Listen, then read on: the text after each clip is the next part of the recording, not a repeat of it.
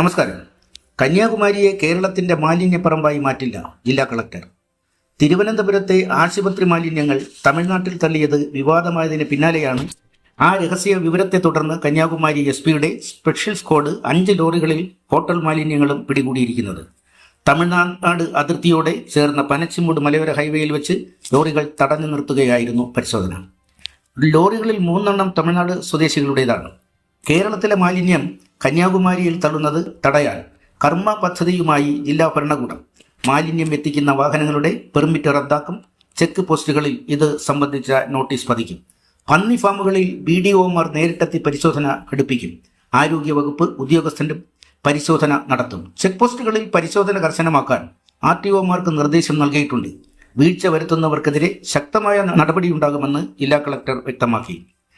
ഉന്നത വിദ്യാഭ്യാസ കോൺക്ലേവ് ജനുവരി 14-15 തീയതികളിൽ മുഖ്യമന്ത്രി പിണറായി വിജയൻ ഉദ്ഘാടനം ചെയ്യും.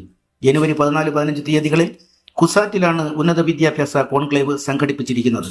ഉന്നത വിദ്യാഭ്യാസ മേഖലയെ അന്താരാഷ്ട്ര തലത്തിലേക്ക് ഉയർത്തുക എന്ന ലക്ഷ്യത്തോടെ സംഘടിപ്പിക്കുന്ന ഉന്നത വിദ്യാഭ്യാസ കോൺക്ലേവ് ജനുവരി 14-15 തീയതിയിൽ കൊച്ചിയിൽ നടക്കുമെന്ന് ഉന്നത വിദ്യാഭ്യാസ വകുപ്പ് മന്ത്രി ഡോക്ടർ R. ബിന്ദു പറഞ്ഞു. കോൺക്ലേവിന് മുന്നോടിയായി ജനുവരി 13 രാവിലെ 10 മുതൽ രാജഗിരി കോളേജിൽ സ്റ്റഡി ഇൻ കേരള എന്ന വിഷയത്തിൽ ഒരു പ്രീ കോൺക്ലേവ് ശില്പശാലയും സംഘടിപ്പിച്ചിട്ടുണ്ടെന്നും കൊച്ചിയിൽ നടത്തിയ വാർത്താ സമ്മേളനത്തിൽ മന്ത്രി അറിയിച്ചു. പത്തനംതിട്ട പീഡന കേസിൽ നവവരനടക്കം 20 പേർ അറസ്റ്റിൽ. അടുത്ത ദിവസം വിവാഹ നിശ്ചയം തീരുമാനിക്കപ്പെട്ട ഒരു യുവാവടക്കം മൊത്തം 20 പേരുടെ അറസ്റ്റാണ് ഇതുവരെ പോലീസ് രേഖപ്പെടുത്തിയിരിക്കുന്നത്. കൂടുതൽ അറസ്റ്റ് ഉണ്ടാകുമെന്നും പോലീസ് വ്യക്തമാക്കി. റാന്നിയിൽ നിന്നുള്ള 6 പേരുടെ അറസ്റ്റ് കൂടിയാണ് പോലീസ് രേഖപ്പെടുത്തിയിരിക്കുന്നത്. ഇതിൽ 3 പേർ ഓട്ടോറിക്ഷ തൊഴിലാളികളാണ്. 2 വാഹനങ്ങളും കസ്റ്റഡിയിലെടുത്തു.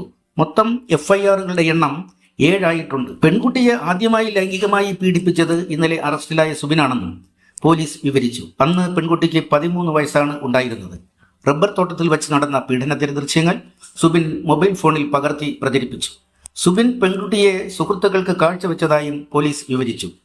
പട്ടിക വിഭാഗങ്ങൾക്കെതിരായ അതിക്രമം തടയൽ നിയമത്തിലെ വകുപ്പുകൾ ചേർത്ത ഈ കേസിന്റെ അന്വേഷണം പത്തനംതിട്ട DYSP S. നന്ദകുമാറിനാണ്. 2ാമത്തെ കേസ് പോലീസ് ഇൻസ്പെക്ടർ TK വിനോദകൃഷ്ണനാണ് അന്വേഷണ ചുമതല. Kerala infrastructure and technology for education Kite സ്കൂളുകൾക്കായി സജ്ജമാക്കിയ സമ്പൂർണ്ണ പ്ലസ് മൊബൈൽ ആപ്പ് സൗകര്യം ഇനി മുതൽ രക്ഷകർത്താക്കൾക്കും ലഭ്യമാകും. പൊതുവിദ്യാഭ്യാസ വകുപ്പ് മന്ത്രി V. ശിവൻകുട്ടി ആപ്പ് പ്രകാശനം ചെയ്തു. പൊതുവിദ്യാഭ്യാസ വകുപ്പിന് കീഴിലുള്ള സ്കൂളുകളിലെ വിവരശേഖരണം സമ്പൂർണ്ണ ഓൺലൈൻ സ്കൂൾ മാനേജ്മെന്റ് സോഫ്റ്റ്വെയറിലൂടെ നടത്തുന്നതിനും സ്കൂൾ വിദ്യാർത്ഥികളുടെ ഹാജർ, പഠന നിലവാരം, പാഠ്യാനുബന്ധ പ്രവർത്തനങ്ങളുടെ വിലയിരുത്തൽ തുടങ്ങിയവ കൂടി ഉൾപ്പെടുത്തി അധ്യാപകർക്കും വിദ്യാർത്ഥികൾക്കും രക്ഷിതാക്കൾക്കും ഒരുപോലെ പ്രയോജനപ്പെടുത്തുന്ന വിധത്തിൽ സമ്പൂർണ്ണ മെച്ചപ്പെടുത്തുന്നതിനുള്ള പ്രവർത്തനങ്ങൾ ആപ്പിലൂടെ ഒരുക്കും. സമ്പൂർണ്ണ പ്ലസിൽ കുട്ടികളുടെ ഹാജർ നില, പഠന പുരോഗതി, പ്രോഗ്രസ് റിപ്പോർട്ട് തുടങ്ങിയവ രേഖപ്പെടുത്താനും രക്ഷിതാക്കളും സ്കൂളും തമ്മിലുള്ള വിനിമയം സുഗമമാക്കാനും സൗകര്യമുണ്ട്. സമ്പൂർണ്ണ ഓൺലൈൻ സ്കൂൾ മാനേജ്മെന്റ് സിസ്റ്റത്തിനൊപ്പം ആണ് സമ്പൂർണ്ണ പ്ലസ് മൊബൈൽ ആപ്പിലും ഈ സൗകര്യങ്ങൾ ഒരുക്കിയിട്ടുള്ളത്. ഗൂഗിൾ പ്ലേ സ്റ്റോറിൽ സമ്പൂർണ്ണ പ്ലസ് എന്ന് ടൈപ്പ് ചെയ്ത് കൈറ്റ് ഔദ്യോഗികമായി റിലീസ് ചെയ്തിരിക്കുന്ന മൊബൈൽ ആപ്പ് ഉപയോഗിക്കാം. CPM ആലപ്പുഴ ജില്ലാ സമ്മേളനത്തിൽ വോട്ട് ചോർച്ചയിൽ തുടർ നടപടിക്ക് മുഖ്യമന്ത്രി പിണറായി വിജയന്റെ നിർദ്ദേശം. നഷ്ടപ്പെട്ട വോട്ടുകൾ തിരികെ എത്തിക്കണമെന്ന് പിണറായി നിർദ്ദേശിച്ചു. മുംബൈ പോലീസ് ചമഞ്ഞ് വെർച്വൽ അറസ്റ്റിലൂടെ റിട്ടയർഡ് കേന്ദ്ര സർക്കാർ ജീവനക്കാരനിൽ നിന്ന് 1,35,00,000 രൂപ കവർന്ന കർണാടക സ്വദേശി അറസ്റ്റിൽ. അമേരിക്കൻ പ്രസിഡന്റ് സ്ഥാനത്തു നിന്നും പടിയിറങ്ങുന്ന ജോ ബൈഡന്റെ അവസാന ഔദ്യോഗിക അഭിസംബോധന ജനുവരി 15 നടക്കും. ജനുവരി 15 അമേരിക്കൻ സമയം രാത്രി 8 മണിക്കാകും ബൈഡന്റെ വിടവാങ്ങൽ പ്രസംഗം. ദില്ലി തുരങ്കപാതയുടെ ഉദ്ഘാടനത്തിനായി ജമ്മു കാശ്മീരിലെ സോൻമാർഗിലേക്കുള്ള സന്ദർശനത്തിന് വേണ്ടി ആകാംക്ഷയോടെ കാത്തിരിക്കുകയാണെന്ന് പ്രധാനമന്ത്രി നരേന്ദ്രമോദി.